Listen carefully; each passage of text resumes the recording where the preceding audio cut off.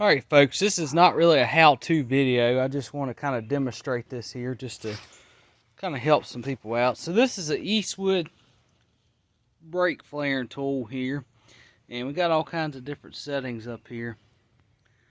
We got 1/4 inch, and then we got 3/16, and then we got some 5/16 and 3/8. So it goes up to a 3/8 there. You can see. So what you want to do is, this is a 3/16 brake line here. Went ahead, I've cleaned it up. Let's get this to focus here. Come on, focus here. So we got this 3/16 brake line here. Went ahead, I already done cleaned the end off. I cut it and took a little sandpaper, went around all the edges and everything. Cleaned the inside of the tube out there. And so all the prep work's been done. So it's kind of important to do that way. You get a nice even flare there. So we take this line here. You want to make sure it's straight for the most part, about that much. And then you also want to make sure and you set this up properly. So you pull this little piece out here. That comes back like that. And of course, you know, this is sitting at an angle.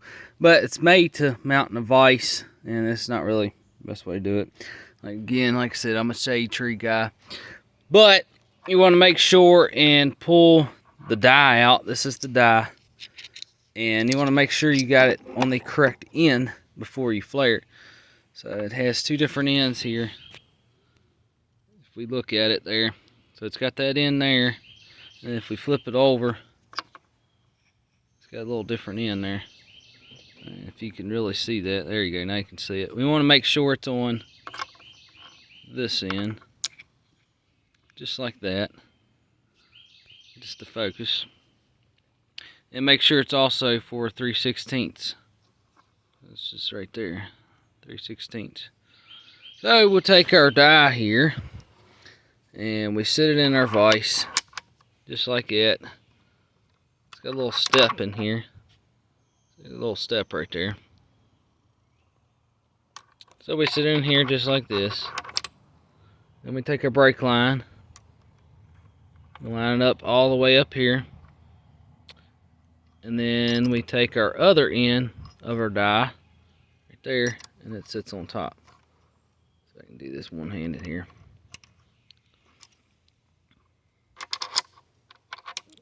Just make sure that it's facing the correct way. That. And then we stick our brake line through. So like that. I'm trying to do this one-handed. Kind of tough to do. Alright, so we got that through like that. Make sure it's sticking out just a little bit right there. And then we bring our other end over. Just like this. Push this over. Kind of hard to do because it's sitting in an angle. Push that over. And then before you do anything, you want to take and rotate this to operation 0. So we go ahead. I'm going to push that brake line back just a little bit. So we turn this back to operation 0 here, just like that. And then we take this brake line, push it all the way out, and take your die here. Push just the die back like that, and take the line, push it out. There we go. There we go. Get this to focus here. So that way, just the die is in the same spot. It's butted up against this end here. Right down in here. So that way, the die's in the right spot, and then the brake line's sticking out. So now what you want to do is you just very snugly, about like that, leave it snug so this line will still slide. And then you got this handle here, and we already have it set to operation 0 right there. And then we'll just take our handle and just very easily, this will set it. We pull the handle back like this. And then you want to hold the handle. Don't let go of it. Yeah, I got it against my knee, but you want to hold the handle just like that. And then you want to tighten this down. About like that. Maybe a little bit more. Alright. Alright. And then you can let go. And as you can see, the brake line is set. The depth is set. So now you want to flip this to operation 1 on 3/16. Right there. It's operation 1. This creates a bubble flare. So now you want to pull this handle right on back, nice and smooth. And you want to take and do a bubble flare. So just pull it like that. You'll feel it stop. I felt it stop. And then you just let go like that. And then that creates a bubble flare. Come on, focus here. You can see it. And then we want to go to operation 2, which is right here. Make sure it's 3/16 to create our double flare. So now we'll go ahead and grab our handle and pull it back and put the foot on it. Pull it back, you'll feel it stop, and then you just let go. And that creates a double flare. Now you just did a double flare on a 3/16 brake line. Now we'll go ahead and we'll loosen this up. And this is just for demonstration purposes here. Loosen that up, pull this back, that flips over. Take the dial, take the brake line out, sit there. Make sure you put the die, if you're going to flare another 3/16, make sure it's, again, it's facing the correct direction. I do only face one way. And of course, don't drop it. But I'm not sponsoring these whatsoever. I'm just showing you in the real world. Put the die back in there. Flip it over, and then let's get to the good part. I'll show you the brake line. And of course, you want to make sure you put the brake fitting on here, but mine doesn't matter. We got a nice, let's get this to focus. Got a nice double flare there. Hold on, bear with me. Like I said, I'm a shade tree guy, so.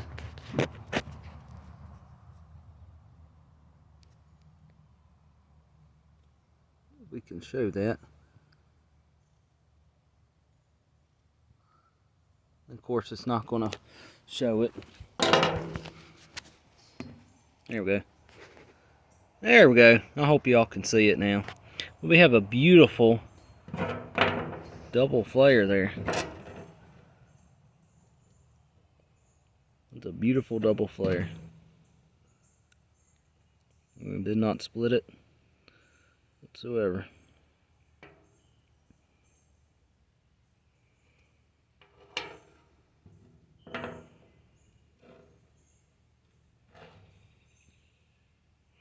Beautiful double flare. That's just a scrap brake line, so I figured I'd show it. But yeah, this is the Eastwood brake flaring tool, and I'm not sponsoring them whatsoever. It's just I bought this tool because idiots like me can't flare a brake line to save their life. Because I've tried it before with the old Chinese tool and all that, and them things are just junk in my opinion. I've tried it, and I end up flaring them crooked, or the splitting it, or it doesn't even flare right at all. And this tool right here is for the perfect person like me that's basically, you know, a shade tree type guy. And it's a little pricey, but I tell you what, you know, boom, like that, I already done got a brake line flared. And that's perfect. Just don't forget to put your fitting on here. Make sure you do that first. And make sure you take an air compressor or a brake parts cleaner, take a can of that or something once you flare it, and blow this line out. And that way you don't get any shavings or anything like that. And when you cut it and took a little sandpaper and filed the end off, make sure you blow that line out before you install it. You don't want to be contaminating your brake lines there. But this makes it nice. This is basically the idiot's person like me that can't flare a brake line to save their soul. And you know, flare right on up for you, perfect every time. So it makes it really nice. I'm not sponsoring them at all, but it makes it really nice, and it was worth every penny of it. Now they also make a tool too to bleed the brakes, and I'll buy that later on eventually, sometime or another, because I can't bleed brakes. I've tried everything I can think of. I've tried the vacuum pump. I've tried, you know, I always gravity feed them. I've tried everything. You know, I've did crazy stuff and tried to take a center block to hold the brake pedal down, and you know, go crack the bleeder screws open. And it don't matter what you do. That's not the right way to do it. And they make a tool that attaches to the bottom of the steering wheel, which I'm really not too fond of that. So if they had a little bit more fabric on it, a little fabric on it, it would be alright. But I'm not really a fan of that. But it attaches to the underneath the steering wheel, and it goes on top of your brake pedal, about in that area right there. And then you have to have an air compressor to hook it up. And then it has a wireless remote that you hit it, and it pumps the brake pedal for you. So I will be getting that. And that pretty much, again, is basically a idiot's tool, is what I call it. The idiot's tool of being able to bleed brakes and flare brake lines. And there's nothing wrong with that. You know, it's actually quicker. But I will be buying that. It's called the Fender Lizard. And like I said, I'm not sponsoring them at all. I'm not. This is just, you know, a real world, you know, real world thing here. I'm shade tree guy, and this is what I use, and this is what I've been using on my Etzel here, and I'm not sponsoring them at all. And I just want to show this. Anyway, I hope it's a decent video, and thank y'all for watching.